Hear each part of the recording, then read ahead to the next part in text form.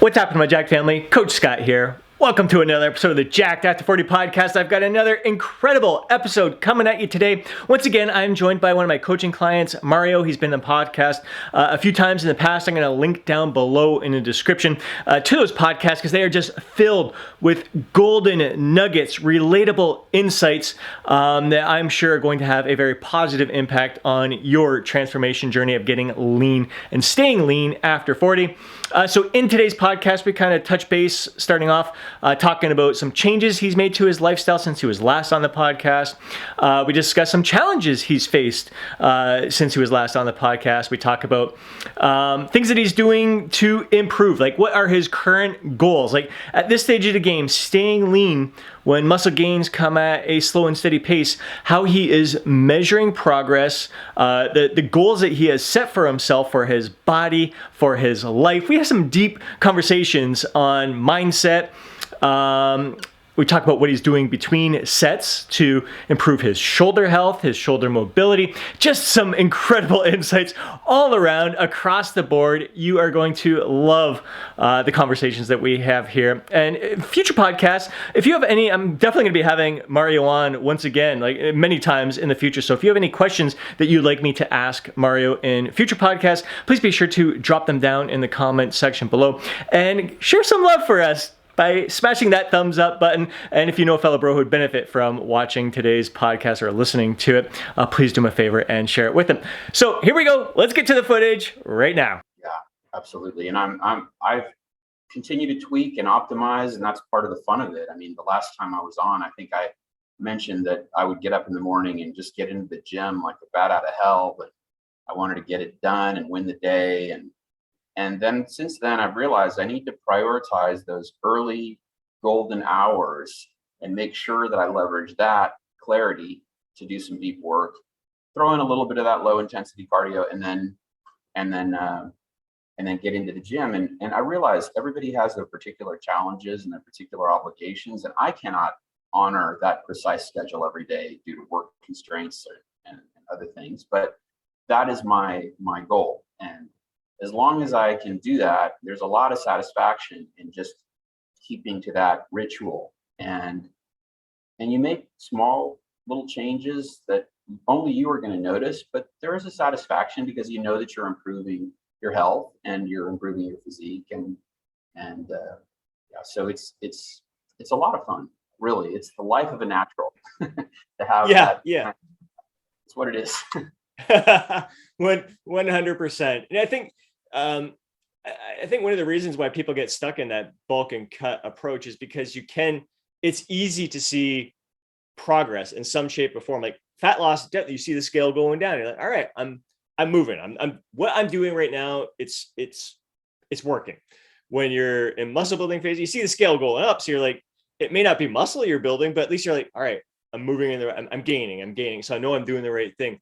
Whereas like when you're kind of, when gains do come at a slow place and you end that whole bulking and cutting thing, like it's tough to find measurable things to track in regards to our progress. So then you got to start looking at different things, like how feeling better, like how are you feeling? How are you moving through your days, and different things that mean more to you. So it's been great to see you really cranking up the cardio type stuff and just looking at how can I improve my overall health, my overall conditioning, my overall well-being more than anything. It's great to see you focusing on the mindset gains just as much as the physical gains as well.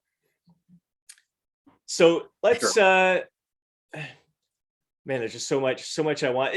Challenges, like it's sure it's not all sunshine and rainbows throughout this journey, throughout this process. Have there been any like big struggles for you to kind of work around in regards to a hectic work schedule? You just recently moved cities once again. We've been in this different lockdown situations. Like have you overcome any challenges? Like what have been struggles been like for you throughout this process? The way that I handle challenges to sticking to the ritual is just by doing my absolute best to make the practice non-negotiable and prioritizing it, and just I do everything I can to stick to it. And if I can't stick to it, I make it up to myself. I mean, I just don't allow myself to come up with too many reasons why it's just not possible. And I know that there are going to be times when I'm not going to be able to honor it because of travel, because of work, but I just want to sort of balance the scales later, and make sure that I've performed what I need to perform to continue meeting my targets for the week. And a lot of people, they find a variety of reasons not to prioritize their health. And I know that in what we do, some might say that we devote too much time to it, or that it's not necessary to do some of the things that we do. But honestly, I believe this is a really solid path for longevity, to do it the way we do it. And I guess for that reason, I I just try to overcome the challenges as best I can. But yes, of course, time constraints, work can be really demanding, and sometimes you're balancing the need to get some sleep against the need to perform something else. So I think we all have similar challenges, and some people have more responsibilities with family than other people. Some people have a job that is more of an always connected 24/7 type of job. Some people have night shift work. We're all facing some kind of challenge in our lives. And in my case, I would say it's overwhelmingly work demands and peculiar hours that I sometimes need to keep that are going to throw off my sleep. Yeah, those things The happen. typical challenge stuff that like you said, a lot of guys face. But the thing that stands out for me from what you were just discussing there is like it's like the routine, the habits, just establishing that. It's more of just it's embracing the process. So we may not have these outcome goals that we're striving for, like an X weight to gain or to lose. It's process goals and just knowing the feeling of satisfaction that we get from just executing on a daily basis. It just gives us a sense of accomplishment. We know we're doing things that are going to serve us in the long term, and just we enjoy it at the same time as well. Maybe sometimes more, some days better than others, but it's just the executing brings about positive feelings for us. It's a reason to celebrate. I just wanted to address one thing that you said that reminded me of something, and it's around the difficulties of persevering when you don't have an obvious goal or a number that you're chasing, and that sort of thing. And as I think we've discussed, humans are target oriented. We're always looking for something to shoot for, and that's why so many people doing this who are physique enthusiasts, they move the goalposts all the time, and they reach a goal and then they're dissatisfied because once they reach the goal, they're looking for the next goal, and they don't celebrate enough their victories. We see that, and you hear all the time that well, you're going to reach that goal, and then you're going to be satisfied briefly, and then you're going to have to move on to the next goal. And I just think you need to get over that kind of mentality, because I think one of our mutual friends on Facebook posted recently and said that at a certain age, maintenance is akin to improvement. And I'm not quite there yet. I still believe I can make really significant improvements in the years to come. But there is a certain integrity to that. I agree 100%. There's been a few men in their 40s and 50s that I've seen express that same sentiment. And in the big picture, like when you kind of look at realistic expectations, and we're like, you get to a point where muscle gain, like muscle, it's tough to even just maintain your muscle mass. It's tough to maintain your strength, and it's going to start to, no matter what you're doing. It's a big reason why they have age classes in like powerlifting. Strength does kind of go down with age at a certain point. So just maintaining is a victory to some people. But yeah, you still want to do your best to eke out your potential. I think there's so much potential within us. You keep striving you do your best, but you got to set those realistic expectations. I think that'll tie into our next topic here, body image, and kind of looking at others as what they're stating, physiques that they have, trying to comparing ourselves to others, comparing to what you hear them talking about, all that different stuff, how kind of counterproductive it can be to our own success. So curious to see, like we've had some conversations about, you just kind of like, you've now set this, like, your best right now, you're at your best is your baseline, and you're just trying to improve from here rather than comparing to others now. So kind of talk about how you've evolved from, because I know in the beginning you always used to send me pictures of these different guys in their 50s and so I want to look like this guy, I want to look like this guy, and I'm not seeing that anymore. It's not that it's bad. Like, you can admire their physiques and it can give you some inspiration, but trying to like, how come my waist isn't quite as narrow as them, and all these different little things. So talk on those lines of body image and comparison, and where you're at now compared to where you were before. Yeah, definitely. I didn't experience too much of that toxic comparison syndrome, but I'm pretty inspired. I mean, I was inspired by this guy, Gianluca Vacchi, who's basically my identical age and height and weight, and he's got a great attitude, and he's trying to live his best life. He's an industrialist and influencer. And I sent you a couple of shots of him, and I think you actually got me within range of him in 2021, and that was a big ask. And I had shown you that picture early on in the process, and you said, hey, that's impressive, that's something to shoot for. And that excellent outcome that we've had in 2021 is indeed now my new baseline. Just like all of the rituals and the success habits that I've internalized and locked in are my new baseline. I don't put as a goal for every day, complete your training and complete this and complete that. It's just programmed. It's non-negotiable, and if I don't get to it, I'll work it out. But it's not something I need to fight with myself about and negotiate with myself about anymore. And now, I have some other people in mind that I'm inspired by, and you're certainly one of them, but a couple of guys my age. So anyway, realistic ideas around progress in the gym. I mean, as I said, there's the natural element that we have to factor in, and if you're not enhanced, you're kind of playing a little bit of a different game. But I really like the natural process. I like the quality of the muscle you can build when you are a natural, and it's very satisfying. I feel like I'm doing something that's really supporting my longevity.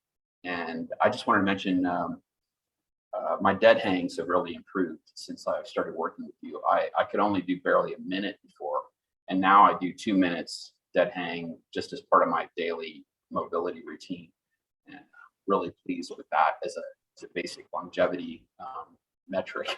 So thank you for that. Let's go off on that tangent for a second before we get back to the body image stuff. So dead hangs, that's what got you into that. Is there any kind of methodology to that approach?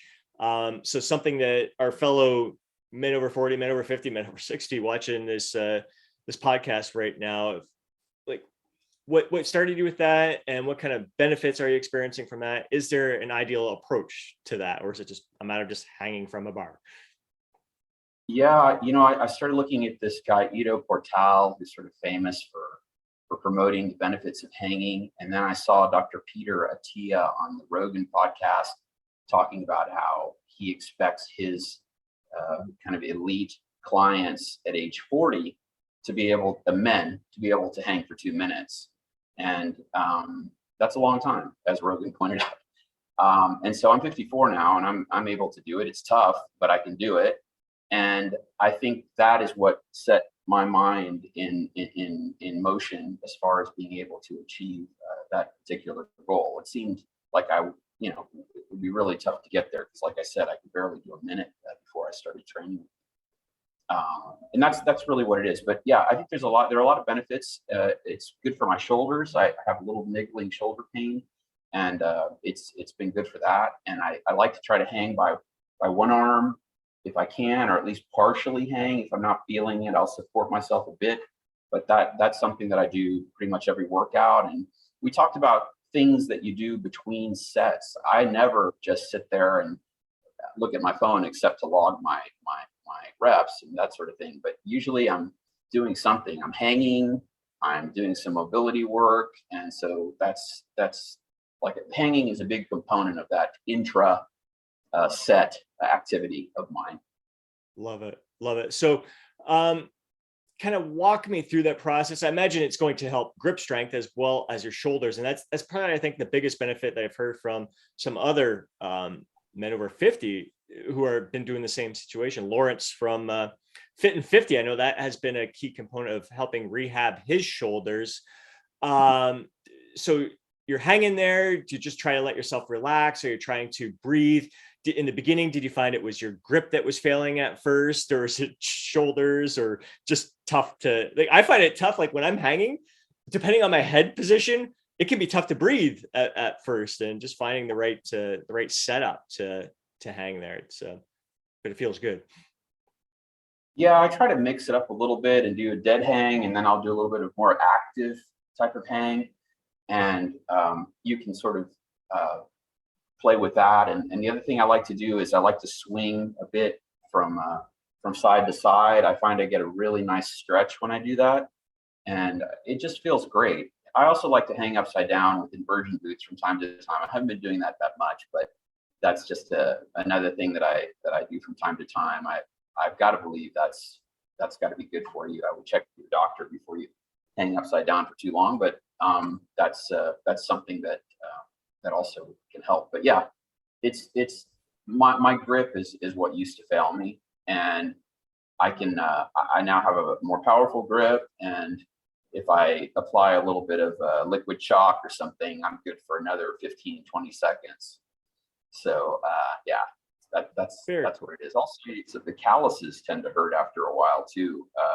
They feel like little pellets under your skin, and those can also make it a bit more painful to maintain that tight grip.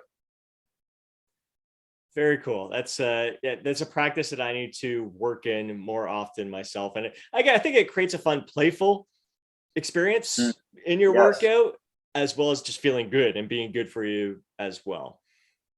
100%. I love doing a little bit of monkey bar work. You have to be careful. We're not kids anymore. You can take something out of whack there, but it's a lot of fun to use the monkey bars we have in our gym as well. So. That's awesome. That's awesome. Are there anything before? I guess we'll get back to body image. Sorry about that. No, it's all great stuff. I love it. It's the shared experience, and just hearing what my fellow bros are going through in their gym experiences. What's working for them, what's keeping it fun, what's keeping it exciting, and just how the different ways they're improving. So what are some of the ways that you are focused on improving right now with your physique, your wellness, your overall health, your mobility? What are some of your key focuses at this point? Yeah, I do have improvement areas like everybody, and I'm working really hard on them. But it's an incremental process, and you have to fall in love with the idea that incrementalism is the secret of life. And just by being consistent and showing up, you can make small changes and build improvement on these really micro victories every day that are practically impossible to even discern on a day-to-day basis, and that applies throughout life. And you benefit when you do that. You benefit from the compound effect, which is just like compound interest. It just sort of magically suddenly explodes exponentially in the value that you're creating. I mean, I still have a lot of room to improve my VO2 max. Both of us have talked about our ambition to do that.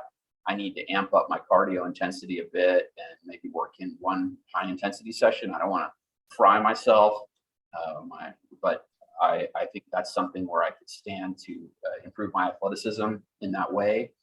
I still experience some bloating based on eating vegetables and a lot of sweet potato and things that I really rely upon as staples in my diet. I'd like to figure that out.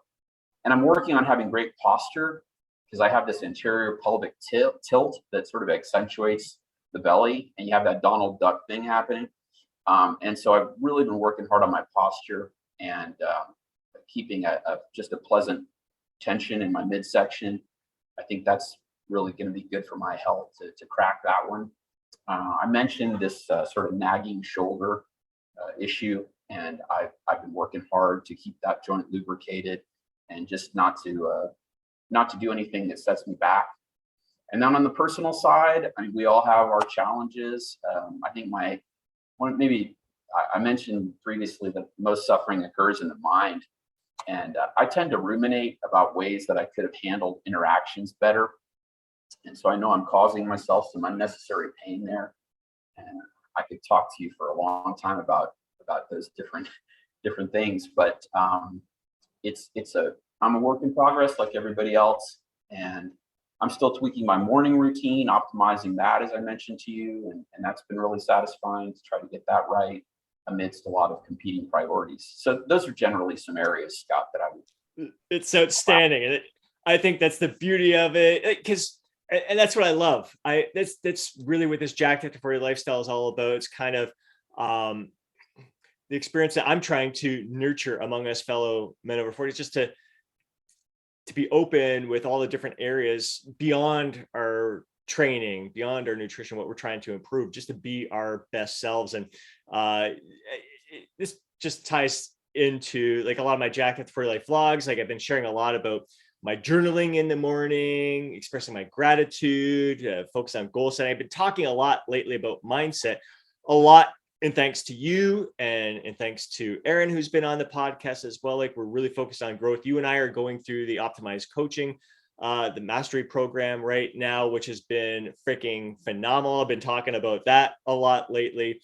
And I think it's more than just mindset, it just opens your eyes to the possibilities and to not live small and to really strive for the best version of ourselves. And that ties in everything. It all ties in together. When you have a strong positive mindset, it's going to have a positive impact on your life, and you take care of your body, it helps your mindset as well. So it's just been great for you and I to be going through this experience together. I think leading up to the past 3-4 months, I recognized that there was a lot of negative self-talk in my head as well. I could play back things over and over again. It's probably been one of my biggest breakthroughs in the past few years, is just catching myself going, why am I even thinking that stuff? Like it either hasn't happened, or I'm putting thoughts to it. I'm thinking, is wondering if this person's thinking all that stuff. They're probably not even thinking about it. It's like we suffer more in our own mind than we do in reality. I think the stoicism there,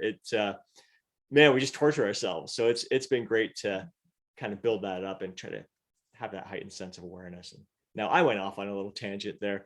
I mean, I just want to say, I'm sure that your audience really appreciates your authenticity and your courage when you talk about these things, and you are really putting it out there. And I'm sure that you are benefiting many people. So congratulations on that. I appreciate that. It's great to be raw, real, and to bring about discussions that a lot of guys aren't talking about amongst other guys, but it's what we're all going through. We're all going through these similar experiences. All right, so let's come back around to body image stuff. And at least like, so when it comes to pictures, you have like, with the pictures you've shared have been like realistic, like you said, guys who are similar height, similar age, somewhat similar structure, and you're aware of any structural differences. Like if you've got narrow shoulders, you're not going to look at someone who's got like long clavicle bones. I got to have shoulders like him type thing. And you're well aware of some of the guys who may not be natural, and you're like, all right, you still got a good physique, but I got to kind of temper my expectations knowing that I'm natural, and there's some advantages and disadvantages for them that we've got to take into consideration. So when it comes to the comparison game, like I think there's a healthy approach to viewing others, using it as that inspiration and motivation, but then there is the unhealthy aspect of never being satisfied with yourself because you're trying to achieve a level that might not be within your own genetic potential or within your possibilities there. So talk a little bit about how you kind of temper your expectations and set some ambitious goals, but that are attainable, challenging, yet realistic at the same time. Yeah, you mentioned optimize.me, and I think that's something that addresses this quite a bit because I think toxic comparison is something that afflicts people in all walks of life, whether they're involved in physique training or not, of course. And one thing that sticks out to me is the Stoic concept that envy is the ulcer of the soul. And Teddy Roosevelt said it's the thief of joy, and so on. That's what we're talking about. But I don't think it's so simple just to tell people, oh, don't compare yourself to others, because a foundational part of our analytical toolkit is the ability to compare one thing to another. And even if you're not, you purport to be free of comparison, it's happening all around you. And let's be honest, I mean, how you stack up against others superficially, whether it's in the physique area or in other areas of life, continues to matter on some level to people. And that exerts pressure on us all. And so there are several ways to cope, as you mentioned. One of them is to be eternally dissatisfied. I think you mentioned that, never to celebrate your important victories, because you're looking at Steve Reeves and thinking, why can't I be like that guy? And another sort of negative way, I would say, that doesn't particularly help, but you see it a lot, is people convincing themselves that they don't want to achieve greatness. They invest a lot of energy in health shortcuts, or trying to argue that they're more important priorities than health and your body and the energy that you're bringing to your life. This is a really popular technique. So I wouldn't recommend either of those, but to each his own, her own. And then there's some good ways that we can deal with it also. And I think we're told that comparison is an illusion. And I think what they mean there is that you don't want to take a single data point and cherry pick that data point and then try to build a whole case around it. That's flawed analysis in terms of comparing yourself to someone else, in terms of their body or their moment to moment happiness or the pleasure they're getting from life. So the lesson there is really to play the hand you're dealt. And everybody has some lousy cards. Everybody has some great cards. Everybody has some cards that could be good or bad depending on the situation, frankly. It's just a matter of using the hand you're dealt as best you can, and really putting in the effort, and making the most of your own life and enjoying your problems. You don't want anybody else's problems. And I can tell you just one example that comes to mind. I had a coach in college who looked like a Viking god, and everywhere he went, people admired him, and he got loads of attention. And I got to know him really well. And after I did, all I could think was, okay, I'm grateful for the blessings I have, and I have nothing but compassion for this person. And we're all complex creatures. We don't want to be denying our own humanity or the humanity of others by just looking at one attribute, or maybe looking at one act that somebody did and saying, well, I'm going to judge that person based on that single act, and so on. And so I think part of the way around those negative feelings maybe has something to do with compassion, and being compassionate for everybody, because we're all on some kind of journey. And maybe you can be of service to the person who's just starting out, maybe overweight, in physical decline, but you can also be of service to that person whose physique you admire for, in other ways. So anyway, those are my thoughts. Excellent. And man, just see, it's so many things going through my mind in that regards. One of my business mentors, he shared something, little story. I forget. I'm totally paraphrasing here, but if we were to all throw our shoes into one big pile, like, would you actually want to grab someone else's shoes and walk a mile in them, type of thing? Like, it makes you think about, okay, I got some troubles, but they're probably not as bad as I think they are, and not as bad as some others out there. I'll just keep my shoes for right now and continue walking in them. And another thing, man, I'm forgetting the whole quote here. Something that I've been hearing in the Optimize program, something along the lines of, like, kind of conforming to the profoundly sick society out there. Like, yes. It is no measure of health to be to be well adapted to a profoundly sick society. Exactly. One of my Yeah. Yeah. favorites. You don't. That's That has resonated with me big time. And I find that like whenever I hear people say, why don't you live a little? I mean, I'm living fantastic. I think I treat myself as much. And my lifestyle, I think, is a treat each and every day. But I'm living a lot. And the whole idea of living a little, come get hammered with me, eat more of this. Come on, I know you're stuffed, but shove another bucket of fries down your throat. Like that's the norm. But that's a profoundly sick society. It's why our obesity rate is getting way up there, and people are just, I think, dissatisfied with themselves. Like that's not something to strive for.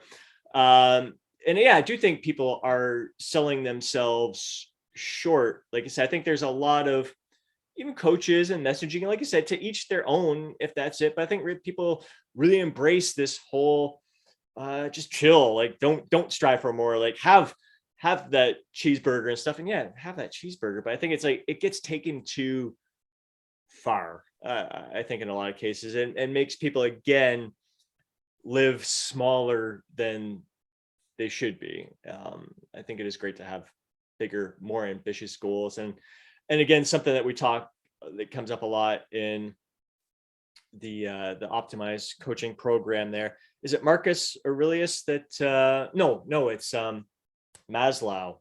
Um, what is it? Something what man can achieve, he must achieve. Like it's within our, like you got it. Like it's gonna eat you to not live to your potential. Like there's I think that an internal drive within us is like you know you're selling yourself short, and there's kind of that level of dissatisfaction, or like what your life could be if you challenged yourself more and stepped up to the plate. Yeah, I fully agree, and I love this really powerful story that I did learn some time back from Brian Johnson in that program, which is and we just covered it recently about uh, hell is where you meet the person you could have been had you brought your A game to life. I mean, I'm paraphrasing, and I think I've mentioned that before, but that's the concept, and it's for me, it's an inspiring one. You're always trying to close the gap between who you are and your best self, and it's just you're never going to be perfect. It's a guiding star, not a distant shore that you're going to reach one day and be perfect. But that's it. I mean, you just have to keep on reaching. And this other thing that we hear a lot in that program is you'll never be exonerated from future challenges. Some people get really afraid when they hear that. But what I think is that means the universe will always offer you limitless opportunities to experience triumph and joy, because you're always going to be presented with a new challenge of some kind. And some of the challenges are going to be really great and really enjoyable, and some of them are going to have their rough spots, but it's all fuel for our personal growth. There are no 100%. bad events or problems. It's all happenings. 100%, 100%. It's I did a post at the beginning of the year. I think like first day of this year, second day of this year, we had a snowstorm, and like I'm like, oh, this is Mother Nature's way of coming in with a challenge or whatever. Like bring it on, like bring on the challenges of 2022. And I'm like, oh boy, what did I just do? What am I asking? Bring upon myself, but at the same time, like okay, it scares me to think that I'm in like want challenges to come my way, but at the same time, like that's what I need to grow. They don't make it too hard on me, but at the same time, again, it's like challenge me so I can grow and become a better version of myself. And I love I love the conversations about growth in all aspects of our life, because I think that truly makes things fulfilling, and it has you look at your training different, your nutrition different, and just how it all ties in together. Like, is my training enhancing all aspects of my life? Is my nutrition enhancing my life? Like, are you the person who is just only eating a salad in front of other people and never enjoying some of the stuff that you enjoy? Or do you actually enjoy that salad when you're in front of your people and doing what resonates best with you? Like, this feels, I'm going to have a chicken salad right now because I freaking love this chicken salad. I don't care what anyone else thinks. There's just so many different aspects of how we grow. And again, it comes to knowing what resonates best with us and brings us joy, rather than, again, trying to conform to anyone else's goals and what's best for them. Yeah. All right. I think that's enough rambling from me.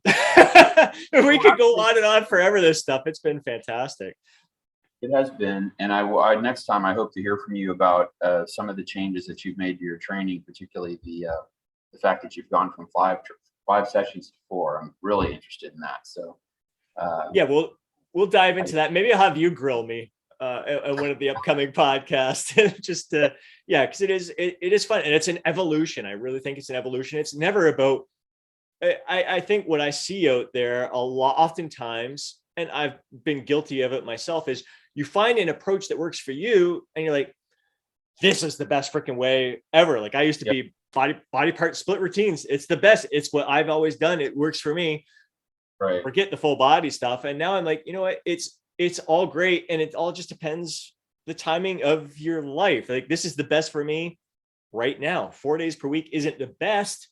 It's the best for me right now because it's allowing me to do other things in my life. So yeah, we can expand more deeper on that in future podcasts, but yeah, it's a journey. And there is, I think the more there's no right or wrong. It's just an experimentation and doing what suits you best in this moment in time right now. Mario, my brother, dude, I love talking with you. You fire me up. I'm so glad we're going through this self-growth process together, this journey together, sharing our experiences in regards to our training, our nutrition, what's working for us, how we're improving our mobility, measure our own goalposts, and how we're trying to improve incrementally in all different aspects of our life and the challenges that we're facing. And so similar. I appreciate so much you sharing, and you always do it in you got a great way of conveying your messaging and speaking. And it's just, I know it's really resonated really well with a lot of our fellow Jacked After 40 men out there. So I appreciate you taking the time out of your day to join us today. I really look forward to talking with you. Once again, I really look forward to the day where we can record an episode together in person after a great killer workout session and everything. So I look forward to heading out your way to Thailand in the future. Hopefully very near future would be fantastic. Come on down. Absolutely. Thank you, Scott. Really appreciate it. I love it, brother. All right, we'll talk again soon. Again, I hope you guys enjoyed this podcast. If you did, please do us a favor, smash that thumbs up button. We'd love to hear your comments, your thoughts, your insights, your feedback down in the comment section below. If you have any questions that that's probably what I should have did in the first place. Like start asking the audience like what they would like to know from you, because they're always asking, when's Mario going to come back on? So what kind of questions would they ask you so we can bring up in future episodes as well. And as always, before you go, don't forget to download your free guide, Jacked After 40. Have yourself an amazing day. We'll catch you in the next podcast.